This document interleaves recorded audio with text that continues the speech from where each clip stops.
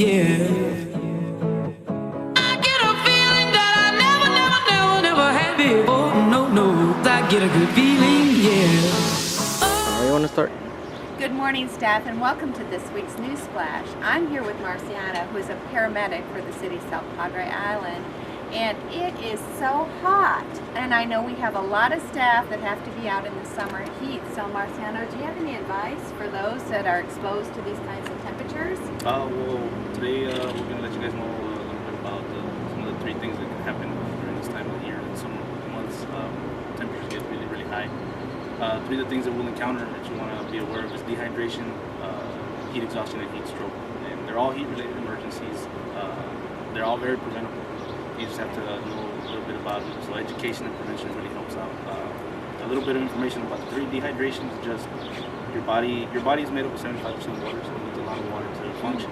And when you're out working in your public works or working on power lines, your body can sweat 2 to 4 liters of fluid in an hour, in 1 hour. So you want to stay hydrated. The key for that is just keep drinking plenty of fluid, 8 ounces an hour. Stay hydrated.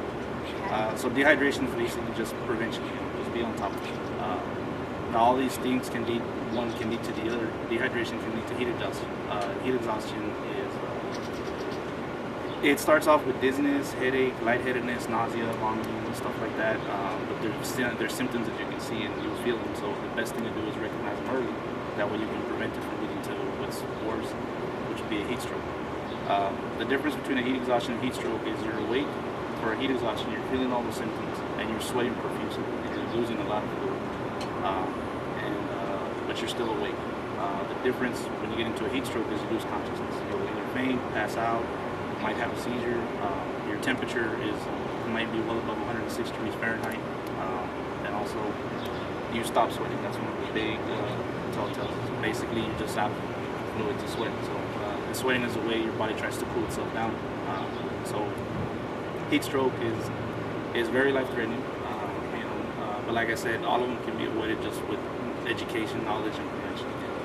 Okay, now I've always heard that you should continue to drink water even if you're not thirsty, if you're out. Yes. By the time you feel like you're thirsty, you're already dehydrated. Is that true? That's correct. Like I said, the body uses a lot of water, and we lose a lot of water just doing its normal functions. Breathing, you let out moisture, which is water. Sweating is the body's way to cool itself down. You lose water there. And the other one,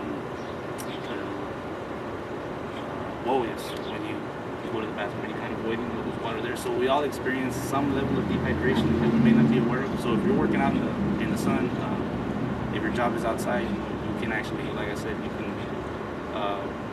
multiply that by 5-10 times what you're going to lose in fluid just by sweat alone. So the most important thing is just stay hydrated.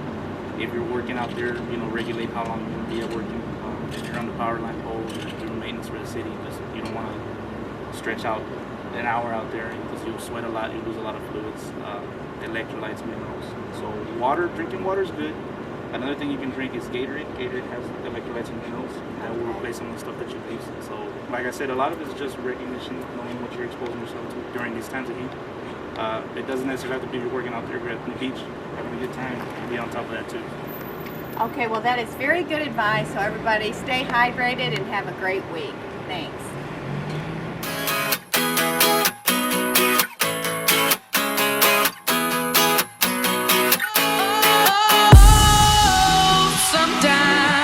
I get a good feeling, yeah. I get a feeling that I never had before. No, no, I get a good feeling, yeah.